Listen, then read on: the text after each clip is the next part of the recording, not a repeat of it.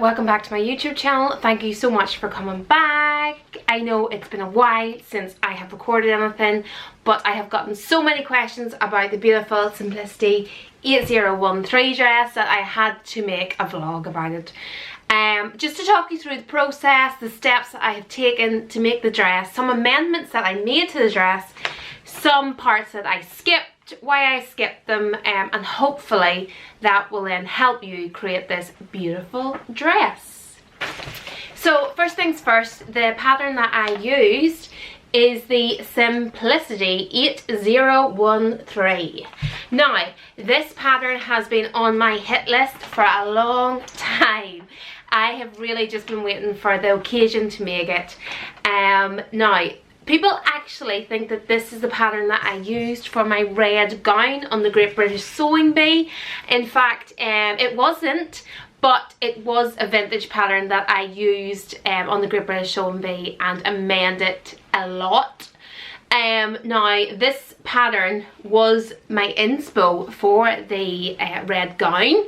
I saw it on the was it Netflix show? I forget. But the designers made their own dress, and this then was designed off the back of it. So I absolutely love this pattern, and this is why I chose it. Now, my fabric was gifted from Minerva Craft. I searched on their site and found this absolutely stunning crepe. It is very important when choosing a fabric that you choose the right fabric for your pattern. So this pattern is very fabric hungry. It actually requires 8 meters of fabric.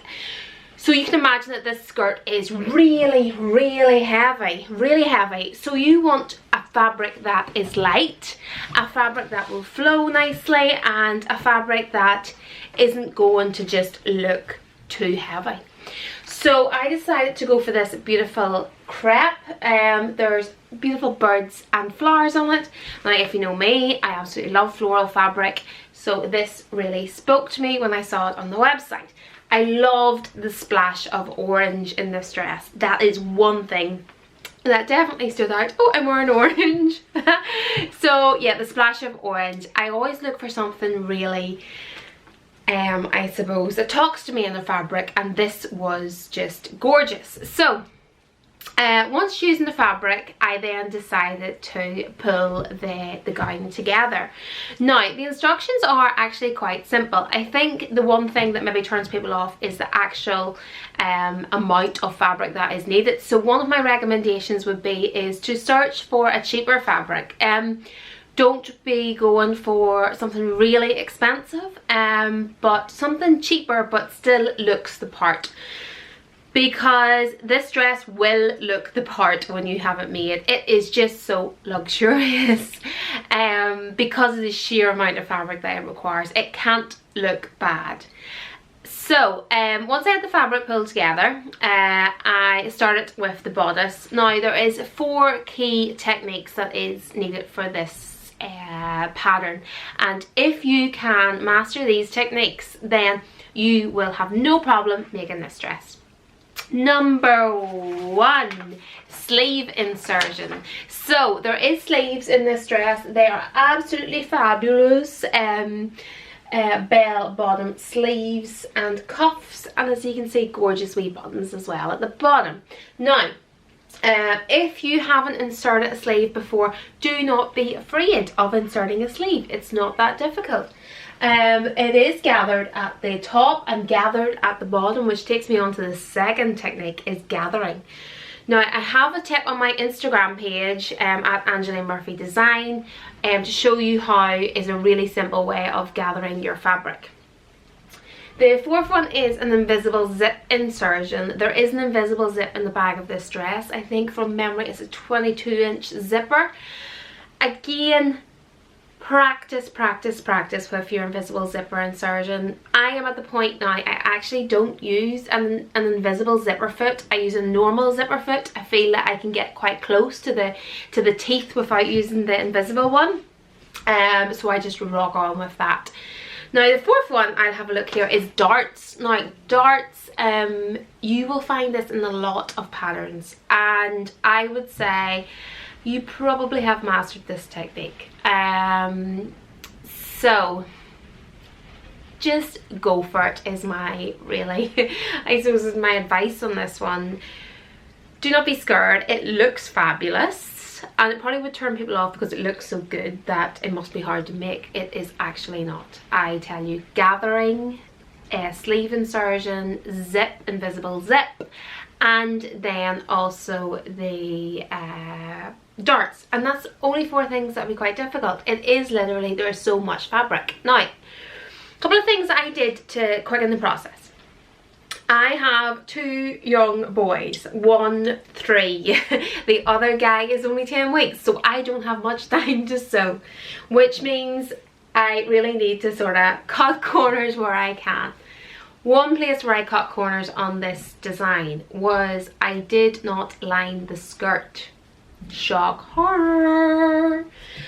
I didn't line the skirt. A, I didn't have enough lining, and B, I just didn't have time.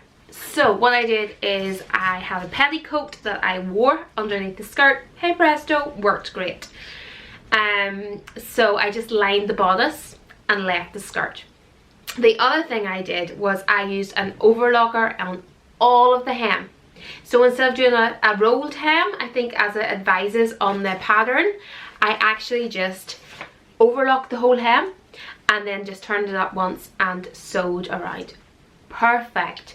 The other thing, if you don't have an overlocker, you can zigzag stitch along the whole seam along the bottom and then just turn up once. You know, the thing is, I think sometimes we put too much pressure on ourselves and we end up not making nothing. So for this one, I overlocked and then just turned up once, and it worked out really well. The other thing is I had a split in my skirt, so it is a massive full skirt. So just for a wee bit of pop a leg here and there, I did not finish the seams on the 2 front parts. Just so you could see a wee bit of leg. A wee bit of flesh never hurts. The third thing I did was I came across a part of the pattern that I didn't quite understand. With wrong sides together, stitch front lining to back lining at shoulder seams. Now, in my days of sewing, I've always put right sides together and then stitched. So what I did instead was I put right sides together and then stitched. I think this pattern asks you actually to have, you can see the exposed darts on the outside of the lining when you're looking inside, but I prefer to enclose the darts, so I just did it the normal way, right sides together and stitch. You might prefer to do that, and I spent some time actually looking at that going, what does that even mean? And it sort of, then I decided to go with my instinct. I have made, I don't know, tens and tens and tens of dresses. I wouldn't say I've made hundreds and hundreds, but I've made a lot of dresses, and I understand the construction process of a dress, so I just follow my gut. And I think the more and more experience I have with sewing, the more I realise that you need to follow your gut, and that these instructions are merely just a guide to how you can sew up your dress. Now, third thing I did was I am a breastfeeding mama, so I made a very discreet breastfeeding muslin for the child. So like a burp cloth, you might call it in some places. And here is my muslin. So basically it has toweling on the back and it has the crepe fabric on the front. I attached a wee popper, as you can see here, and I attached a popper on the back of each shoulder seam lining, so you can't see the popper from the outside, but it is accessible then from the inside. So that was perfect on the day, because listen, you don't want an ugly muslin hanging over it that keeps falling down. So this one was perfect because it just sat there and I could sew or I could feed. I just sat there and I could feed and I didn't know it was going to fall off. Because listen, on a christening day there's a lot of slippery things going on. You're wearing a slippery crepe dress, your baby's in slippery satin, you do not want to drop your baby, and everything's just really awkward because you have your hair done, you have your makeup on, and you're just not yourself. So that was such an invention. Well, I thought, I was lying in bed one night and I was thinking, how can I make how can I make this dress breastfeeding friendly? Now, that's the reason why I chose this dress as well. It had a v-neck so I could just pull over the v-neck and feed.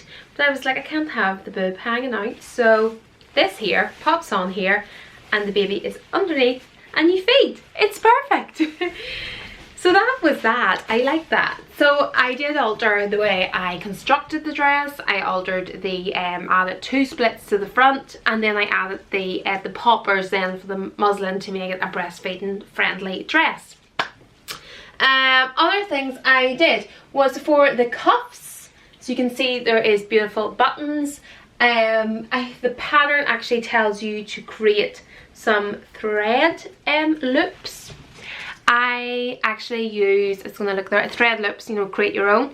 So for time I actually use, you know, the bridle loops that you get. I used that and stitched it in, simple, and that meant that I saved a wee bit of time on it as well. Wrap this one up. A couple of tips. Ensure that you choose the right fabric for this dress. Do not choose a heavy fabric. Something light, chiffon, georgette, crepe like I've used here.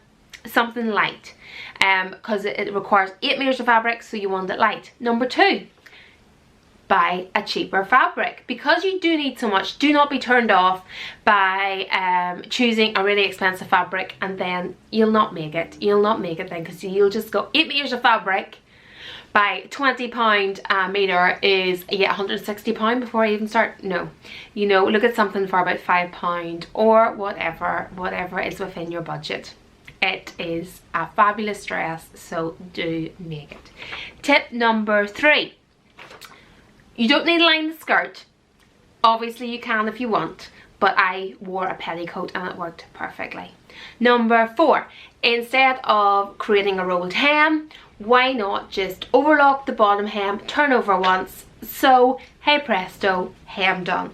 And that's it, guys. So I hope you enjoyed this vlog. I hope it was useful. If you have any questions, please do pop them below, and if you loved it, please do subscribe. I'm really trying hard to get more videos created for you guys, and if you have any questions or anything you'd like to see more of, just message me, let me know, and I will do my best. So I will see you later. Thanks a million, thanks for watching.